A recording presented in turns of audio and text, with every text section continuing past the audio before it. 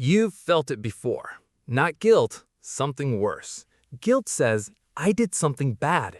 Shame says, I am something bad.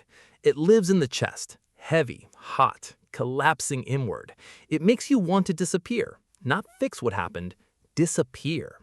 No other animal on this planet feels that. Not chimpanzees, not dolphins, not elephants who grieve their dead, not dogs who look guilty when you come home. That look your dog gives you? Not shame. Not even close. Only you. Only humans. And the reason why will change how you understand almost everything that has ever gone wrong inside you. Psychologists spent decades confusing shame with guilt, treating them as the same thing. They are not the same thing.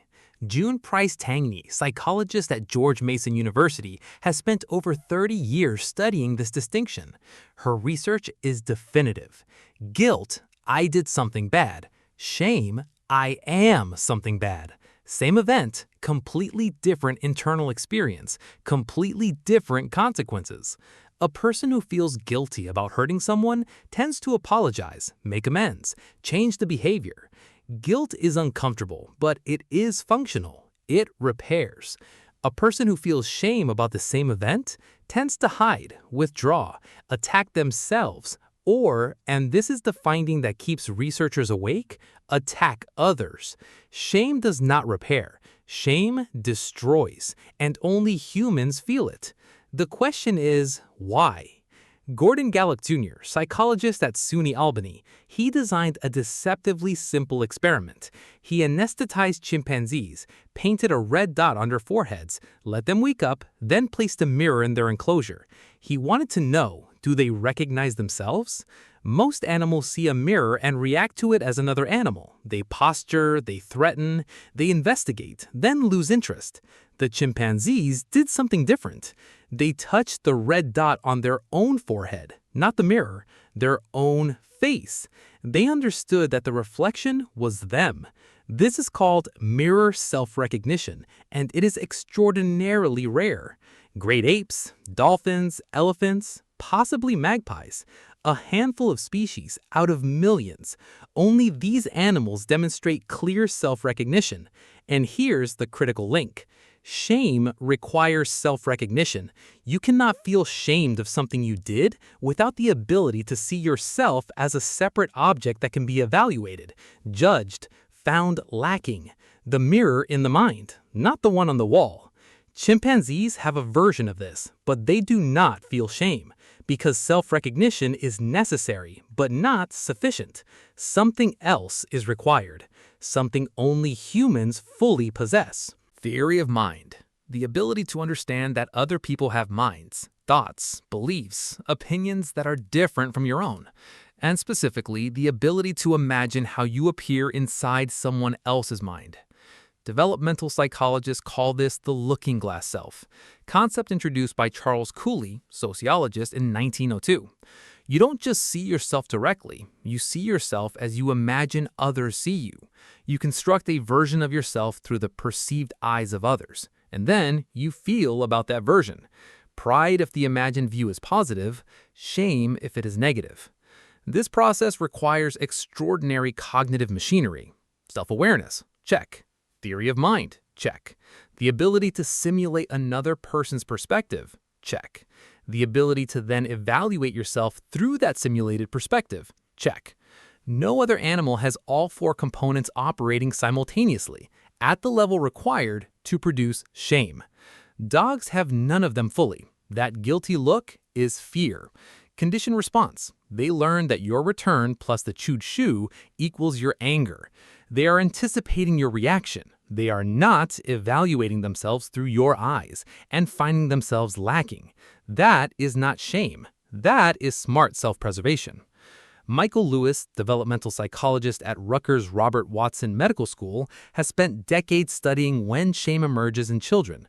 The finding is precise. Shame cannot appear before approximately 18 months, sometimes 24 months, because that is when self-awareness develops. Before 18 months, children have no stable sense of themselves as a separate entity. They fail the mirror test. They cannot be shamed because there is no self to be ashamed of. After 18 months, the self emerges, and with it, the full suite of self-conscious emotions: pride, embarrassment, shame. Michael Lewis found that children who showed early emerging self-awareness also showed earlier shame responses. The gift and the curse arrive together. You can't have one without the other. The same cognitive development that allows you to imagine the future, plan ahead, understand other minds, create art, build civilization, also allows you to see yourself through imagined eyes and feel the collapse when what you see falls short of what you were supposed to be. Shame feels like a malfunction, like something that should have been designed out. It is one of the most painful human experiences. It correlates with depression, addiction, eating disorders, domestic violence, suicide. The data on shame and human suffering is unambiguous and severe. So why did evolution keep it? Because in the original environment, it was extraordinarily useful. Paul Gilbert, psychologist at the University of Derby, has developed what he calls social rank theory of shame. His argument: in a small tribal community, your survival depended on your social rank. High rank, access to resources, protection, mates. Low rank, vulnerability, exclusion, death risk. Shame evolved as the signal that your rank was in danger, not just that you had done something wrong, but that who you fundamentally are might be the problem. That signal motivated radical behavioral change. Not just, I won't do that again, but I need to become a different person before the group removes me. In a tribe of 150 where removal meant death, that signal was worth the pain. The shame that feels like it is destroying you was designed to save you, in a world that no longer exists. Brené Brown, research professor at the University of Houston, has spent over 2 decades studying shame. She makes one distinction that her research shows almost nobody understands intuitively. Shame is not the same as accountability. In fact, shame is the enemy of accountability. Because shame focuses attention on the self. I am bad. I am broken. I am fundamentally defective. That focus produces one of 2 responses: collapse, withdrawal, self-destruction, or externalization, aggression, blame, attack. Neither response produces actual change. Neither repairs the damage. Neither makes amends. Her research on shame in relation to addiction specifically found something counterintuitive. Telling addicts they should feel shame about their addiction increased relapse rates, because shame activates the very pain that the addiction was medicating. You shame someone for using to cope with shame, and you give them more shame to cope with. The loop tightens. Every intervention that uses shame as a tool is working against itself. The research is consistent across populations. Shame does not motivate change. Shame motivates hiding. Charles Darwin noticed something in 1872. In his book, The Expression of the Emotions in Man and Animals, he wrote, "Blushing is the most peculiar and most human of all expressions." He was right. No other animal blushes, not in the way humans blush. Blushing is involuntary reddening of the face caused by social self-consciousness, not physical exertion, not temperature. The awareness of being seen and evaluated. Darwin called it the thinking of what others think of us. The mechanism is autonomic. Your nervous system releases adrenaline, which dilates blood vessels in the face and neck. You cannot stop it. You cannot fake it. And here's the strange part that Darwin also noticed. Trying not to blush makes you blush more, because the act of self-monitoring is itself the trigger. Awareness of the flush intensifies the flush. Shame about shame is a uniquely human achievement. No other animal can be embarrassed about being embarrassed. In a world that no longer exists. The recursive loop is yours alone. You have a shame story. Everyone does. Something that happened that didn't just make you feel bad about what you did. It made you feel bad about what you are. You may have been carrying it for years, decades. Something said to you when you were 7. Something that happened when you were 15. Something you did that you cannot attach guilt to, because guilt would mean you believe you could do better. and shame has already decided that better is not what you are. That story is not a character assessment.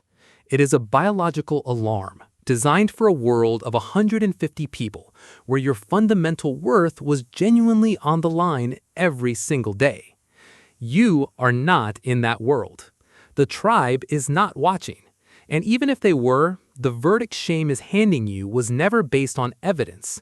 It was based on fear. The fear that underneath everything, there is something in you that cannot be fixed. That fear is the most human thing about you, and the most wrong. Every other animal makes mistakes and moves on, not because they are healthier, because they lack the machinery to turn a mistake into an identity. That machinery is yours, built over millions of years, for a specific purpose in a specific world that disappeared thousands of years ago. Shame is not evidence, it is an alarm. And like every alarm, it can go off in the middle of the night for no reason except that the wiring is old and the world has changed faster than the system inside you has learned to recognize. You are not broken because you feel it. You are human because you feel it.